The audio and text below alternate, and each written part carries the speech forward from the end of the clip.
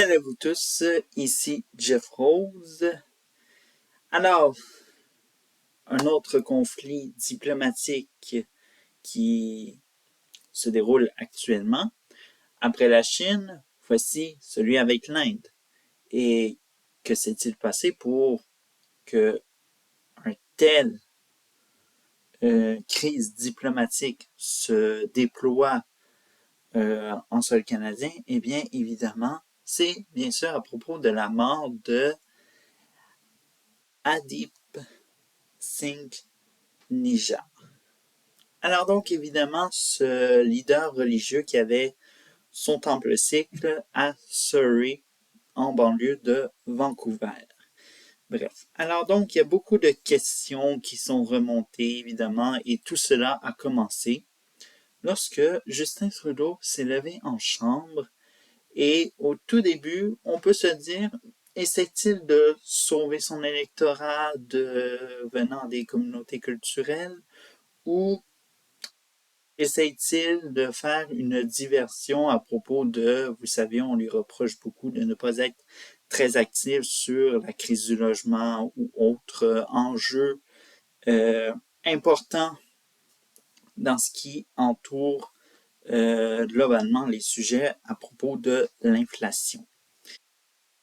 Alors donc, bien sûr, il faut revenir en arrière. Alors donc, nous sommes en juin 2023 et on apprend avec la terrible nouvelle que M. Singh Nijjar a été assassiné par deux personnes. Alors donc, évidemment, ces deux personnes, on ne sait pas qui elles sont. Et bien sûr, dans des, soi-disant-le, tensions entre, soi-disant-le, ceux de confession sikh et hindoue, on sent que il ne faut pas trop faire de lien, évidemment. Alors donc, pour éviter toute tension et en rajouter, vaut mieux être neutre et bien sûr ne pas spécifier un petit détail entre ces deux communautés. Mais bref. Alors donc, ces deux personnes, on ne sait pas où elles sont. Évidemment, elles n'ont pas été arrêtées par la GRC de la Colombie-Britannique, soit la Gendarmerie royale du Canada, qui assure la sécurité dans la province de la Colombie-Britannique. Mais, évidemment, l'autre chose est que plus on revient sur les articles qui ont été faits sur cet assassinat, bien sûr, de Hardeep Singh Nijjar, plus on découvre soudainement que c'était pas une personne qui était sans histoire, qu'il avait déjà l'Inde avait dans son radar, évidemment.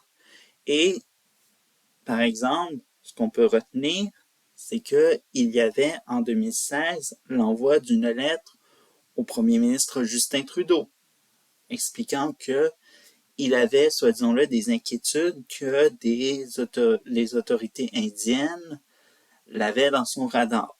Que s'est-il passé avec cette lettre? On ne le sait pas. Même aucun média rendu au mois de septembre 2023 se questionne, mais que peut contenir cette lettre qu'a reçue Justin Trudeau en 2016? Ça fait trop longtemps, alors donc, on ne se questionne pas et on fait semblant que le premier ministre est un héros qui protège ses citoyens et citoyennes du Canada.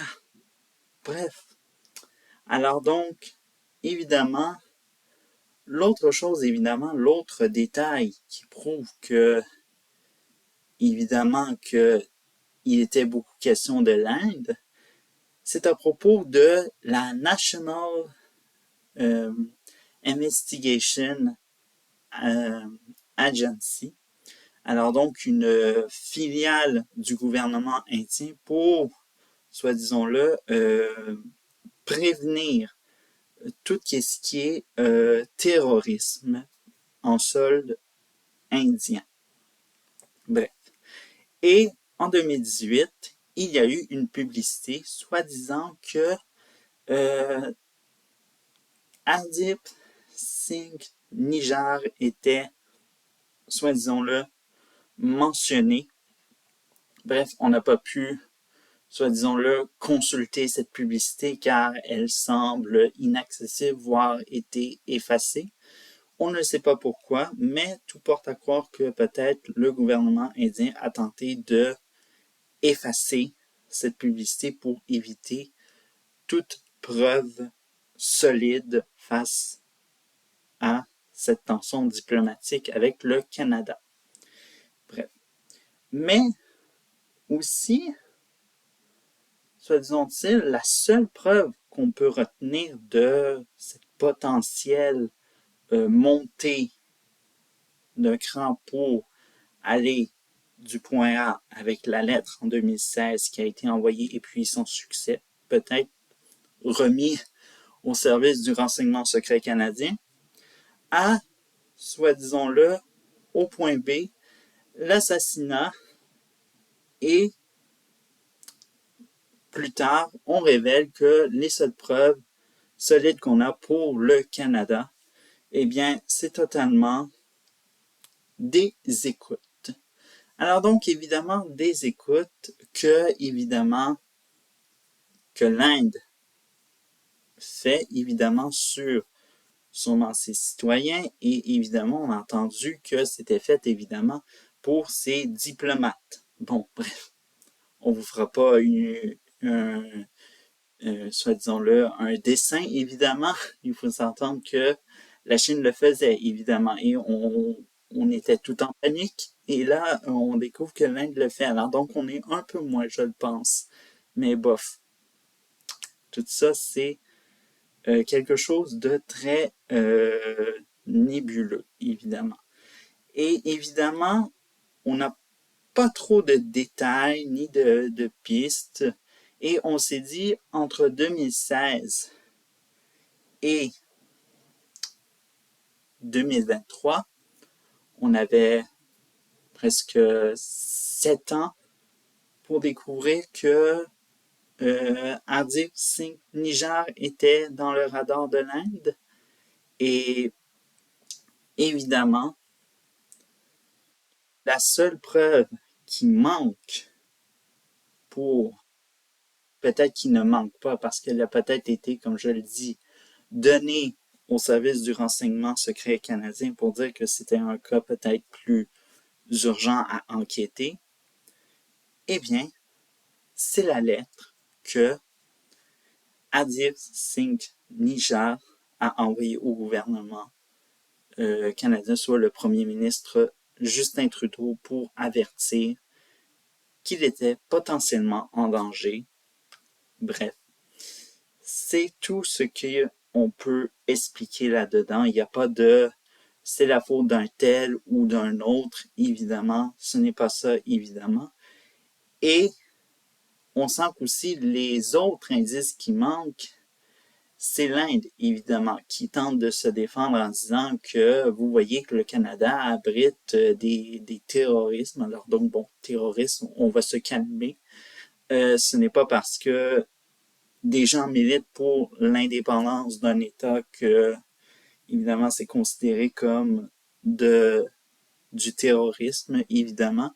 Mais il faut savoir, évidemment, que l'Inde a ses propres cancers politiques, évidemment. Alors donc, ce fameux nationalisme hindou qui force toute minorité religieuse de se taire et de faire se plier aux genoux de l'hindouisme, évidemment. Et oui, évidemment, l'Inde n'est pas si un ange que ça, mais évidemment, les seules choses qui peuvent arriver, évidemment, c'est que on est pris entre deux feux.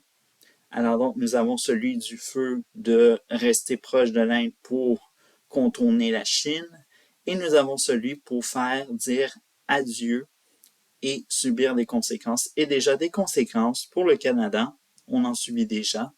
Et ça, c'est avec les visas. Et bien sûr, bonne nouvelle, les visas ça pourrait être à court terme, parce que, évidemment, des familles, des proches, il y en a au Canada, il y en a en Inde, et évidemment, la demande pourrait augmenter, et c'est ça qu'est-ce qui pourrait plier le gouvernement indien de lever cette soi-disant conséquence et de redonner des visas à la communauté indo-canadienne. Bref. Alors donc, c'est tout. Alors donc, on se retrouve lundi prochain pour un autre édito.